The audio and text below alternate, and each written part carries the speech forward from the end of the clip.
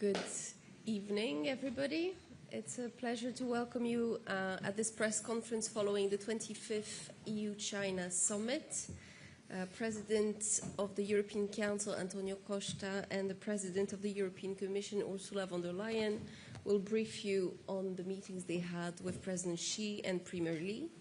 And without further delay, I'll give the floor to President Costa. Good evening, Ursula. We have just concluded the 25th European Union-China Summit. I would like to thank President Xi and Prime Minister Li for hosting us today and for the open and frank exchanges that we had. This EU-China Summit takes place on the 50th anniversary of our diplomatic relations. This anniversary is an opportunity to reflect on our shared story and to look towards the future. Over the past 5 decades, European Union and China relations have evolved greatly. The European Union remains committed to deepening our bilateral partnership, making concrete progress in addressing concerns with respect, goodwill, and honesty. We have become key trading partners and developed a wide-ranging, rich and deep cooperation. The European Union and China are major economies and global powers. How we engage and cooperate matters to the world. The European Union and China have a shared interest in pursuing a constructive, stable, balanced, and mutually beneficial relationship. We want to work together on global peace and security, prosperity, and sustainable development. As such, tackling the global challenge of climate change is shared priority. Today, we discussed with President Xi and Premier Li ways to further expand and deepen our long-standing engagement, both bilaterally and as responsible leaders at the global level. We agreed that the European Union and China have a joint responsibility to uphold the Paris Agreement.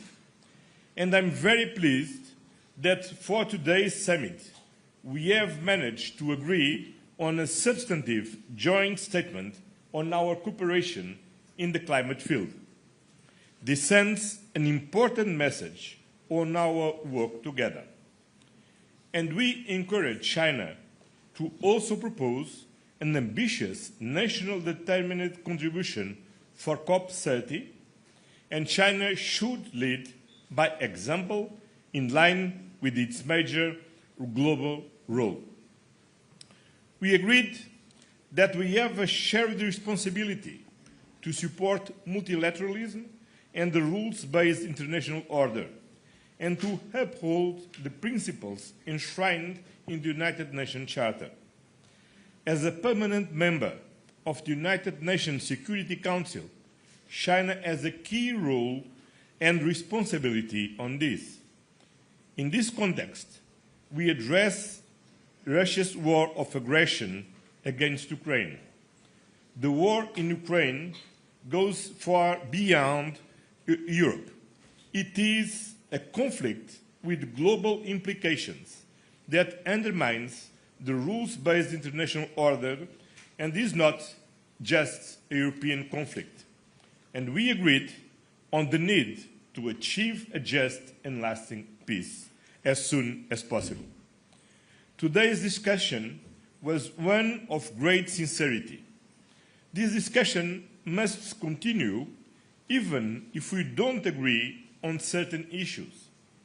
Promoting and protecting human rights is a central pillar of the European Union's engagement with other countries, including with China. We welcome the recent round of the European Union-China Human Rights Dialogue that took place in Brussels in June. Today, we reiterated our concerns, and we will continue engaging on this important topic. Last but not least, an important part of our agenda concerns our trade and economic relations. The European Union and China together account over a third of global GDP. So having a fair balance in our economic relation is essential. We discussed trade distortions, imbalances, and market access issues, with one clear message as a bottom line. A fair and mutually beneficial trade relations are possible and should be our joint aim. Together with President von der Leyen and the High Representative, I came to Beijing to address all these issues directly with China's President Xi and Premier Li. The European Union always prioritizes open and constructive dialogue to find shared solutions. Dialogue and negotiation are in our DNA. That's what we did today in an open and frank manner. Now, it is time to put today's discussion into action and to make further progress. Thank you. Thank you very much, Antonio. Europe and China are indeed two of the world's three largest economic and trade powers. And this makes our relationship one of the most consequential of the 21st century. From the outset, Europe's approach has been clear, consistent, and result-driven. We are defending our interests. We are carefully implementing a de-risking strategy, and we are strengthening our economic security and our competitiveness. Meanwhile, we remain committed to frank, respectful, and open dialogue with China, and today's summit provided exactly that.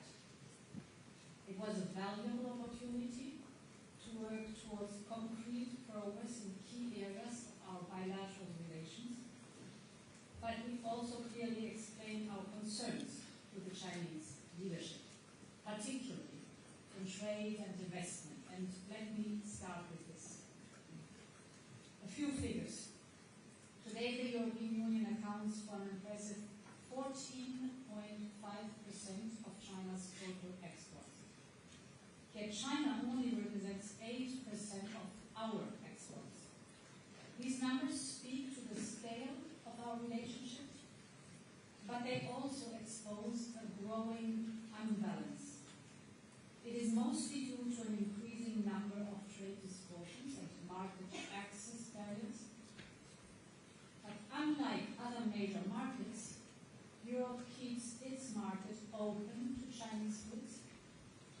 This reflects our long-standing commitment to rules-based trade.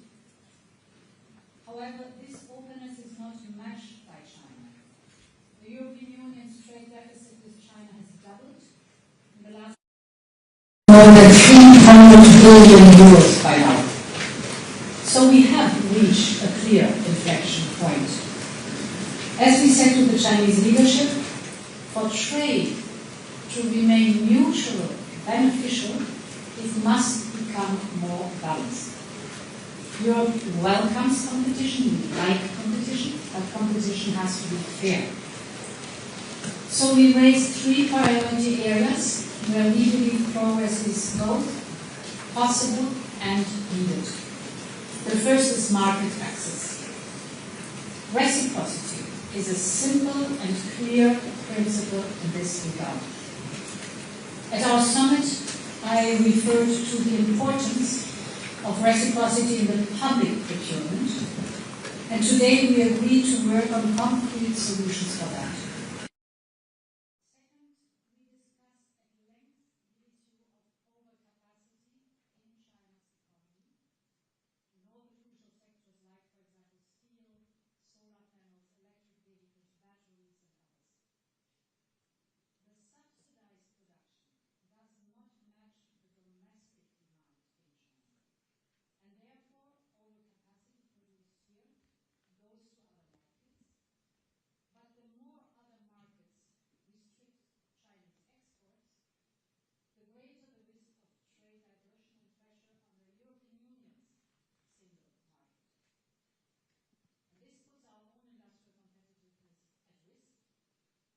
time when we are making significant investments, for example, in clean energy transition. The Chinese leadership has started to look into this issue under the term involution and expressed willingness to support more the consumption and less the production part. This is important. We need to see progress on this issue. The production part, this is important. We need to see progress on this issue because without progress it would be very difficult for the European Union to maintain its current level of openness.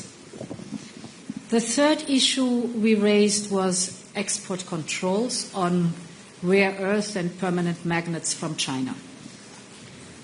As you know, these export controls have placed significant strain on some European companies.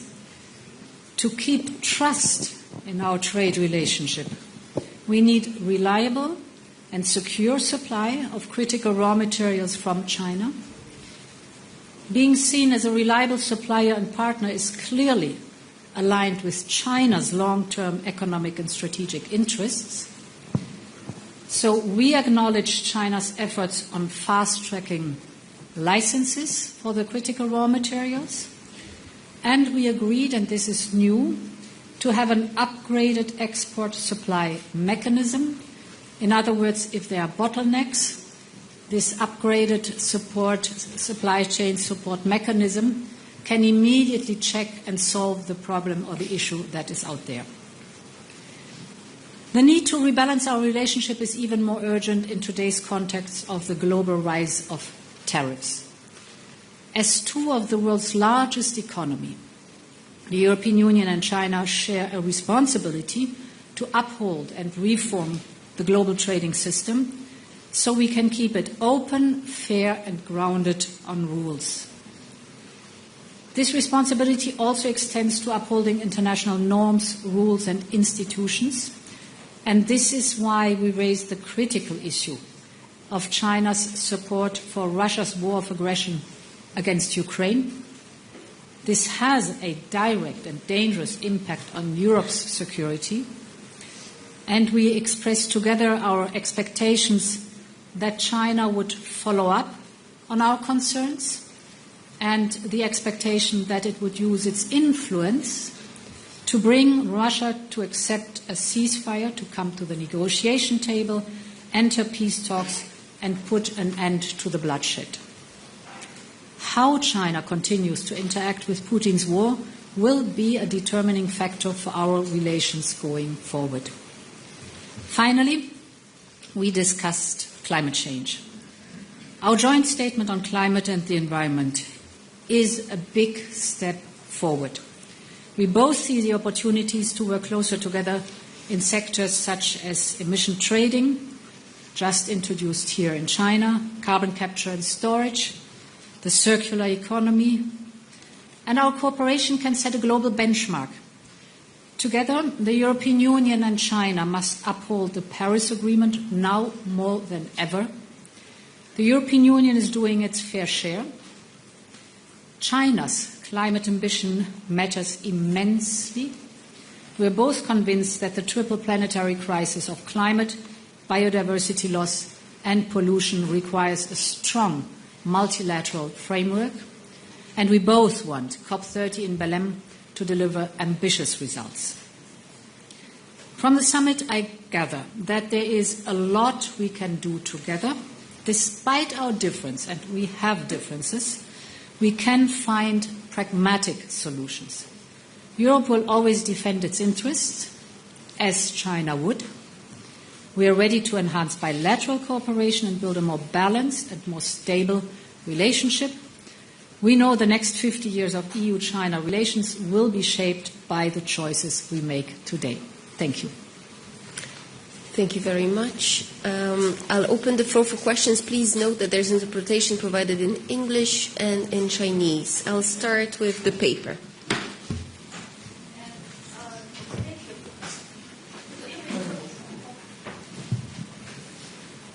Thank you. Good evening, President. Question from the paper. And we all know that there are many differences between China and the EU. We have different social system, different culture and history, and also we have some different views on some bilateral and international issues. So my question is, as we mark our 50th anniversary, how can we keep this divergence from our cooperation and communication in the future? Thank you. Well, by dialogue.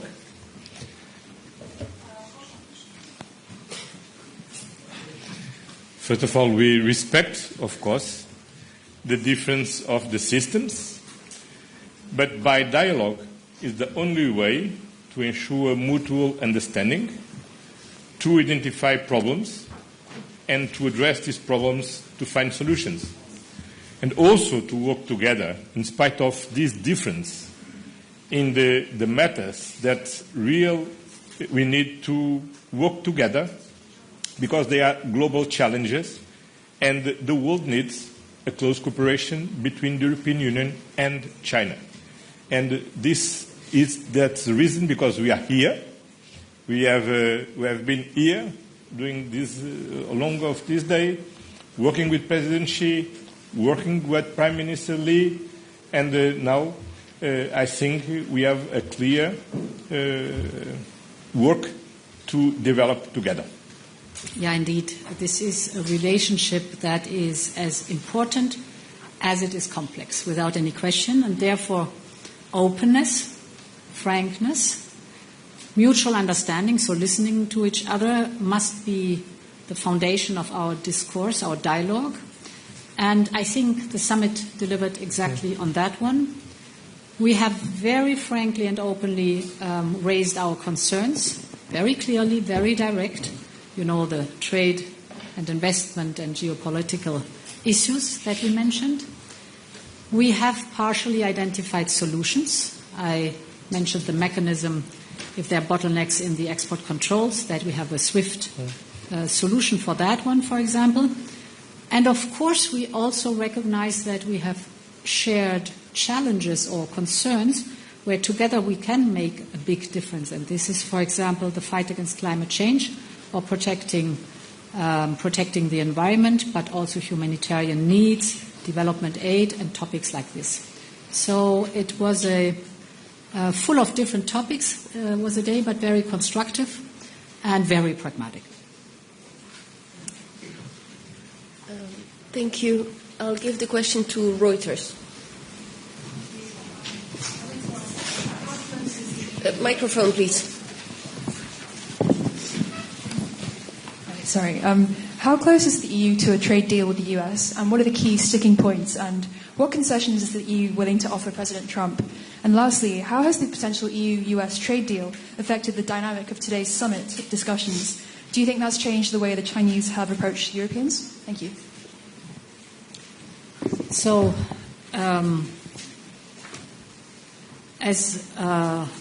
during all these weeks, our primary focus is on achieving a negotiated solution. We want a negotiated solution. We have at the moment very intense technical and political contacts and discussions that are ongoing. But we are very clear, since weeks also, why we want a negotiated solution. All other instruments are on the table and remain on the table till we have a satisfactory result. Now to the second part of your question, our relationship with China is of importance, but it stands on its own merits. That's also very important. It's independent of the actions or the issues we have with others. And I think what we just referred to, what we discussed during the summit, speaks for itself, underscores a shared responsibility that we have, but also the differences that we have to tackle. Thank you. I will give a question to Phoenix.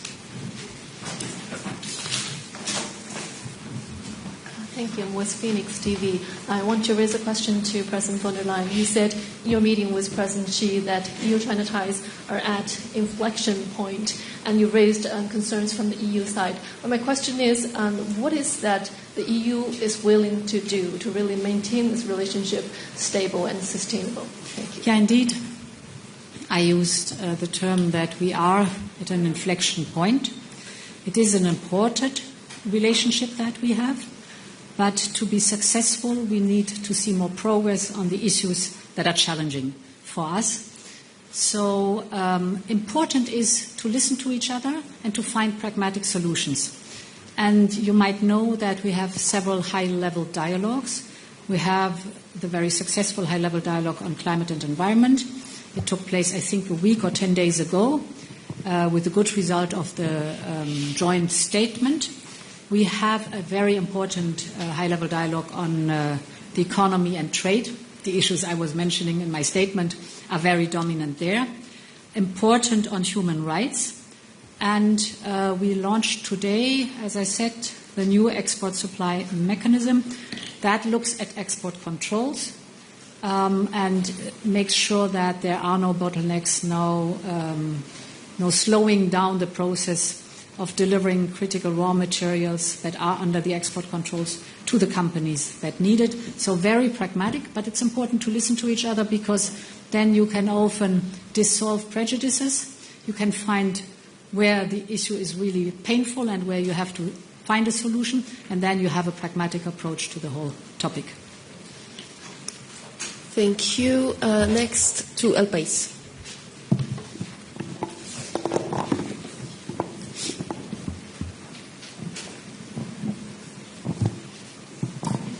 Thank you for the opportunity.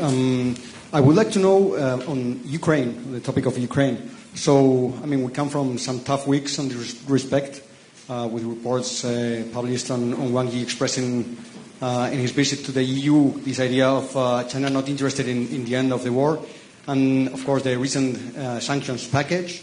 And you've expressed that you told the Chinese side your concerns. I would like to know, did you receive any new commitments from the Chinese side? Or did they reckon anything new? Did they understand your points? Thank you. But first of all, we share with China two important points. First of all, the European Union and China, we uphold the United Nations Charter, and namely the values of sovereignty, territorial integrity, and respect of the international recognized borders. And several times, China expressed the same position about this war in the United Nations, and recently voted the resolution presented by several member states of the European Union in the General Assembly. Second, we expressed the same wish to reach a just and lasting peace as soon as possible. And we had the opportunity to express, first, our conviction that China, as a permanent member of the Security Council, has a special responsibility to influence Russia to stop this war, to accept an unconditional ceasefire, and to go to a fair negotiation with Ukraine. And of course, we also stress that in war times, dual-use goods often are used as enablers of the war. And for this reason, we ask Russia to pay attention of their exports to Russia to avoid the use of dual goods for war purposes. Yeah, indeed. We have been very clear on that topic. China has an influence on Russia, like the European Union has an influence on Ukraine, and that it is our expectation that China uses this influence to make sure that Russia is coming seriously to the negotiation table. Like we in the European Union don't even have to use our influence because President Zelensky has already offered and is at the negotiation tables and offered to sit down and negotiate seriously with Russia. In those negotiations then, I fully acknowledge that two sovereign countries decide on what they want to discuss and how they want to discuss and what the outcome in the very end is.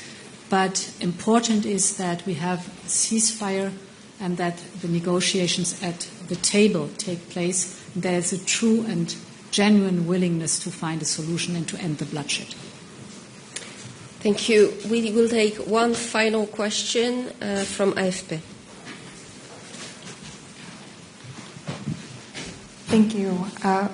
My question from AFP is European leadership talks about balancing its trade relationship with China, but there have been no signs of a shrinking deficit, with European markets heavily dependent on imports from China. I haven't understood. Sorry, but Can you repeat the question, please? Sure. My question is that European leadership talks about balancing its trade relationship with China, but there have been no signs of a shrinking deficit, with European markets still heavily dependent on China for materials in technology and energy and other manufacturing components, while also lobbying for these loosened export restrictions on rare earths. So what are some practical steps that the EU plans to take to address the $360 billion trade deficit with China, and can you provide any glimpse into the time frame of that? Thank you.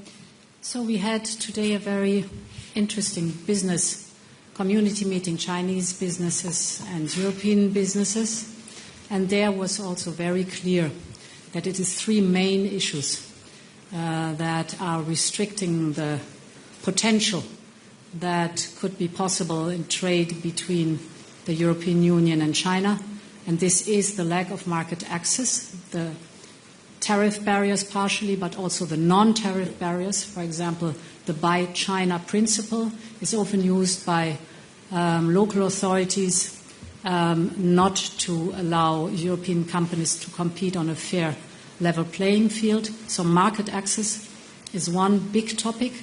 The second topic is indeed the export controls, or let's say the reliability of supply chains. And here the reliability of supply chains is very much focused on the topic of critical raw materials, permanent magnets, rare earths, for example. Here I think the summit showed that we can find practical solution, that there will be more transparency about the speed of allowing the export license to function, more speed in delivering on these critical raw materials to the companies. And if there is a delay, a critical delay, we have now established a mechanism where the companies can immediately ask us to mediate and to find out why there's a delay on the delivery of the critical raw materials to the companies. So a very pragmatic step forward in one of the major topics the companies in the European Union are complaining about. And as I said, if it comes to the Chinese market, it's mostly the access to the market that is demanded. That's it for tonight. Thank you for attending this press conference.